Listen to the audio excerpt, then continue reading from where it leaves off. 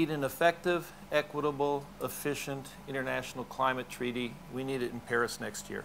Maybe it's not going to be a treaty. So we could call it an agreement. So we're going to have to fudge a little bit there. We already know we're going to have to fudge a little bit. But we should think of it as an agreement that is effectively like a treaty in the sense that it obliges participants to do things they've agreed to.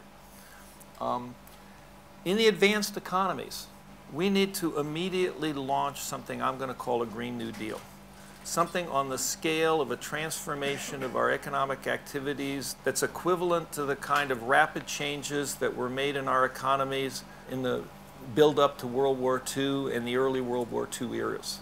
In the advanced economies, we have gone through a transformation of domestic production, shifting from making some things to totally different things, in a very, very rapid period of time when it was recognized as an absolute necessity. We know that this is possible. The problem is we have not actually come to the conclusion that we are facing a necessity that is the kind of necessity that responding to the Nazi menace was. And poor countries are going to have to find a path to development that's not fueled by coal and oil. But it has to be development. It is not necessary, and nor do I think it's going to prove to be possible to respond to the climate change challenge by simply telling the 4 to 5 billion people on the planet who have never experienced economic development, forget it. You just can't do it. It can't happen because saving the climate doesn't allow it to happen. That's both a lie and they're not going to agree. But it does mean that their path to economic development is going to be quite different than the historic path in terms, it's not going to be. Their energy system is not going to be a coal and a fossil fuel-based energy system. Effective means reducing global greenhouse gas emissions enough to reduce the risk of raising the average global temperature by more than 2 degrees to an acceptable level. That's sort of the language that everybody has had, and that's what's necessary to bring the odds of cataclysmic climate change down to a level that any sensible person would ever be willing to risk. Equitable means reductions must be according to differential responsibility and capability. Every agreement going back to the Earth Summit in Rio de Janeiro in 1992, at every international meeting, this principle has once again been ratified by everybody participating. Why is this necessary? Well, if we don't do it according to differential responsibility and capability, we're going to end up denying 4 billion people the right to enjoy economic development. They're not going to put up with that, and it isn't necessary, and it clearly isn't fair. And because if burdens are not perceived as fair, countries will not honor them. If you want the third world to do what we need them to do, you have to offer them a fair deal. Otherwise, whatever is negotiated will essentially not happen. Here's what efficient means in terms of reduction. The scientists have told us what we need to do. Efficient means, irrespective of who pays for the reductions, reductions should take place wherever they're cheapest. Why? 2 reasons. Because distributing reductions efficiently can reduce the global cost of reductions by between 30 and 50%. If every country on the planet reduced emissions by the same percentage, it would cost us 30 to 50% more than if we have reductions take place to a greater extent in some places than other places, because that's where they're actually cheapest.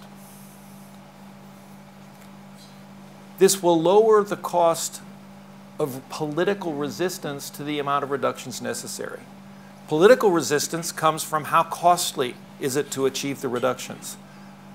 So if you want to minimize political resistance to deep reductions, then it's important to make sure that the reductions you're engaging in are as cheap as possible.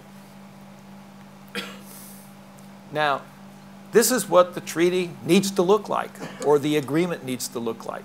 Let the scientists continue to tell us how deep the global reductions have to be. Between now and 2020, global emissions can continue to rise, as long as they don't rise by more than 19%. By 2030, global emissions have to be down at least 33% below the levels they were in 1990. And by 2050, global emissions have to be down at least 80% below 1990 levels. This is what the scientists are telling us is necessary. If we can do this, then we can reduce the risk of cataclysmic climate change to reasonable levels that sane people would find acceptable. The distribution of national reductions must be done in accord with differential responsibility and capability, as calculated by people I'm going to call equity specialists. We now sort of have science specialists about climate change, and we need to listen to them. What has developed much more slowly is some specialists dealing with the equity issue. That is, how do you actually quantify these principles of differential responsibility and capability? And if there's one takeaway from this talk today, if there's one thing you remember when you go home, please remember that website. You want to make that the place you go anytime you want to know anything about what's going on with international negotiations and climate change. www.ecoequity.org. What the people at that think tank have managed to do is, over a period of 10-15 years, they have figured out how one can quantify these notions that are just principles of differential responsibility and capability. You can go on and play with their calculator and change the settings a little bit. Well, if I think this is a more reasonable thing, then how does it look out? You can literally print out for you what you think countries coming to Paris should be pledging if they are doing their fair share. So you can use their calculator yourself, and I'll tell you a very interesting result that you will discover. So you're aware that the EU announced its pledge. And you're aware that then the US and China jointly announced their pledges. And you're probably aware of what it is that the press are telling you about whether these are good. Is this good? Is this bad? Is this enough? Is it fair? Et cetera, et cetera. And here's the sad thing. The sad thing is, good friends of mine in the advanced world, Bill McKibben, Naomi Klein, they still don't get it. They're talking about these pledges in the way that the media is talking about it.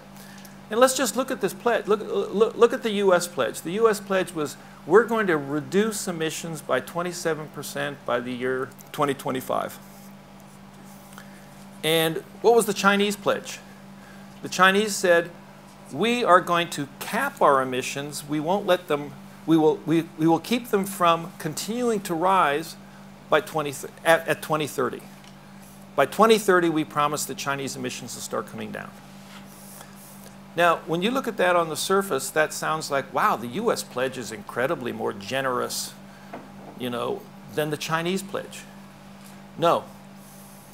If you take differential responsibility and capability into account, if you take into account how much of what's up there the Chinese put up compared to the Americans, even with their rapid emissions over the past couple of decades, and if you take the differences in per capita GDP, just how capable, how wealthy are you to contribute to solving problems into account in any sort of formula you do, the Chinese pledge is right in the middle of the target for what their fair share is. And the US pledge is approximately half of what our fair share is. And I got news for you, the European pledge is half too. So there's two tricky things about how it is that people are thinking through this problem. One is the standard thinking really doesn't take differential responsibility and capability into account. It's just, what's the percentage reduction you're doing? What's the percentage reduction I'm doing? So that's the first thing you have to overcome. And the second thing you have to overcome is the difference between responsibility for reductions and what your domestic reductions are. The truth of the matter is that the pledge from Europe is about right in terms of how much domestic reduction should take place in Europe. And the truth of the matter is that the pledge from the United States is about right for what the domestic reductions in the US might be. The problem is that differential responsibility and capability means that Europe and the United States are responsible for many more reductions than can reasonably be done domestically. And that's the part that's not being taken into account. And the present language and formula is, oh, that's financial contributions to reparations, or that's financial contributions to an adaptation fund that will go to the third world. And I'm going to suggest it shouldn't be thought that way at all. It's not a question of charity, and it's not a question of guilt money. It's actually a question of fairness, and how it is that that transfer is done should not be done as gifts through funds, and that's why it wouldn't happen if we do it that way. I'm going to argue that once we have said what's the fair share responsibility for different countries, that governments should be allowed to certify emission reduction credits for sources within their territories who apply for credits to sell in an international carbon market. That's the only way you're going to actually get the reductions done where they're cheapest, and that's also the way that you're going to take care of the fairness between the North and the South. If countries don't want to do that, fine. They don't have to do it. And if they want help from experts provided by the UN, like the ones that were certifying credits in the Clean Development Mechanism, that's fine too. And if a country says we don't want to do it, that's fine. We don't have to argue about that when we're doing the treaty. When calculating whether a country has met its emissions, at some point when you have a treaty, you have to have a way of seeing, have countries lived up to their treaty obligations? And we need to make that as simple as possible. And it can be simple. We look at your reductions, and then if any sources within your country sold credits, then that essentially, we take that into account. And if any sources in your country bought credits, we take that into account. And that's the way the treaty can see whether or not countries actually met their obligations. That's all you have to do. Why will this work? Why would a treaty that basically had those simple components to it, why would it work? It's very difficult to determine how many credits to award an applicant for reductions that are additional to what would have occurred in any case. Handing out certified emission reduction credits for a particular project, that is a very difficult problem. Getting that right, sort of knowing how many credits should have been given. Because you have what's called the additionality problem. How do you know that that wouldn't have happened anyway? How do you know that what they did was actually additional to what would have happened anyway? On the other hand, it's relatively easy to measure national annual emissions. What were the emissions that came out of the United States in 1990, out of the EU? That part is relatively easy to measure and relatively non-controversial. My proposal is relieve the treaty organization of the burden of policing the international carbon market, so it can concentrate on enforcing treaty obligations amongst treaty signatories and get on to the important business of figuring out what sort of penalties are possible and might actually deter countries from not meeting their treaty obligations. What happened between Kyoto and Copenhagen was 90% of the energy of all those negotiations was devoted to, we're trying to police a carbon market through the Clean Development Mechanism, and people are squabbling about it, and it's actually very difficult. And the real problems of enforcing the treaty basically never got dealt with.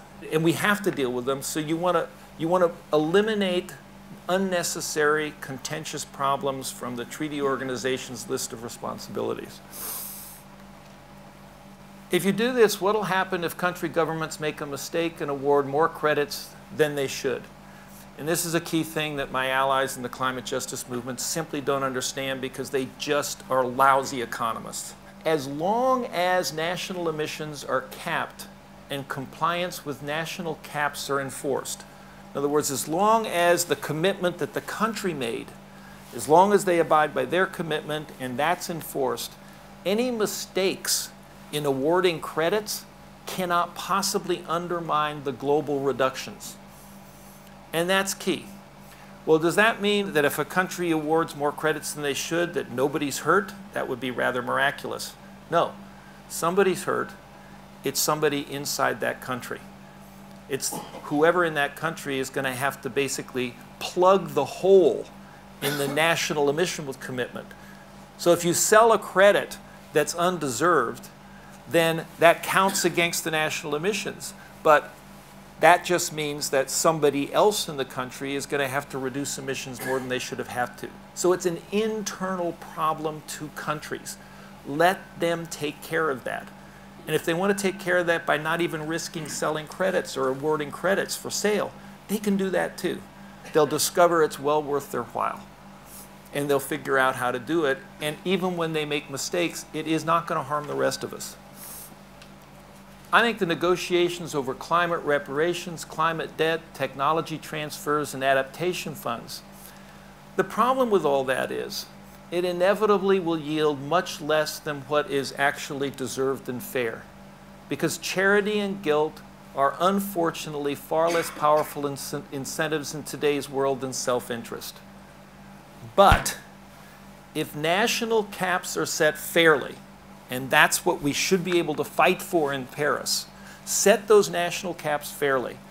If we set them fairly, that will drive sources in developed countries where there are tight caps and therefore reductions are expensive to purchase certified emission credits from sellers in less developed countries. And it will yield the largest flow of payments from north to south in world history, which is what's required to make the solution fair. If you do it this way, that payment will be done as a matter of self-interest on the parties of sources in the north. If you set it up as it's reparations or it's an adaptation climate fund, then it comes across as charity or guilt money, and that's just not the way the world works. We should think of this as the great transformation. We need a great technological transformation. I call it the greatest reboot in the history of human technology. We need to think of it as we have to move from, we are fossil fuelistan, and we need to become renew conservistan, and we have a decade to do it. The advanced economies have to accomplish that. It's the only way to avoid an unacceptable risk of cataclysmic climate change at some point in this century. It's also, I would like to submit, it's the only solution to your unemployment problem and your recession that you're sinking back into. It's amazing to me that we do not have political parties, even green parties, that are out there campaigning day and night saying we need to launch a Green New Deal. We can put people to work for decades building renewable energy and energy conservation.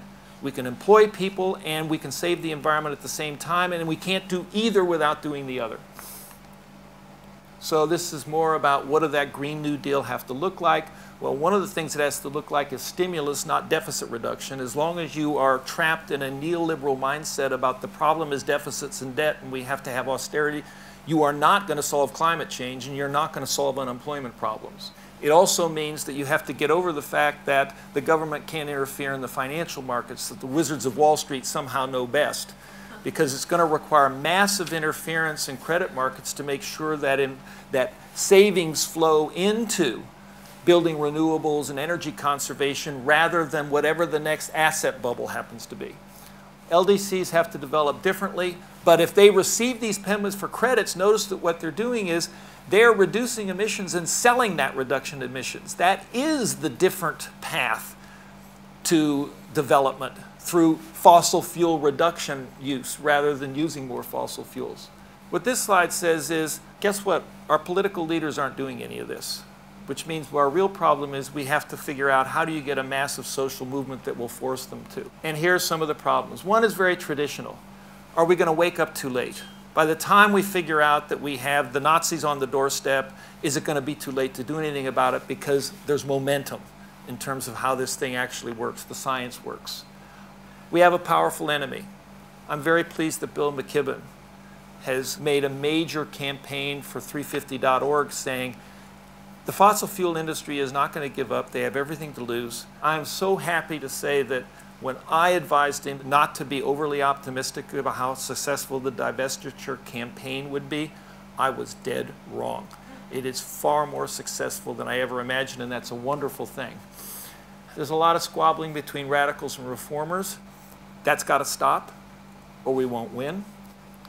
This is going to be a movement where social movements, progressive social movements, have to cooperate with major corporations. That's not anything that either side is used to doing, but we're going to have to figure out a way to do that. North-South gridlock has got to be stopped. And that's where we're headed in Paris. Are we going to finally come to grips with the fact that this problem has got to be solved fairly, or else people aren't going to contribute? And the South knows what's fair. And it's our job in the North to make sure that people in the North understand what's fair too. I think you're going to have to get rid of the love affair with neoliberal economics. First of all, they defend property interests, and we're going to have to basically destroy wealth of the fossil fuel companies. They also oppose government intervention in any form, and yet we need massive government intervention on World War II type scale. So I don't think without eradicating the mindset that the government is the enemy rather than the government has to do things, it's going to be possible to solve this problem.